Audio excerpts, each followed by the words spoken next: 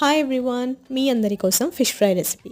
Very simple, just 5 ingredients మాత్రమే. And ఇది 1 kg ఫిష్కి చెప్తున్నాను. కొంచెం ఉప్పు, 2 స్పూన్స్ ఆఫ్ కారం, 2 spoons of cornflour, half spoon of అల్లం వెల్లుల్లి పేస్ట్ అండ్ కొంచెం పసుపు అన్నీ బాగా మిక్స్ చేసేసుకోండి. చేసుకున్నాక ఒక ప్యాన్ తీసేసుకొని కొంచెం ఆయిల్ వేసి వీడియోలో చూపిస్తున్నట్టుగా ఫిష్ పీసెస్ పెట్టేసుకోండి. బౌత్ ద సైడ్స్ బాగా కాల్చాక తీసి పెట్టేసుకోండి.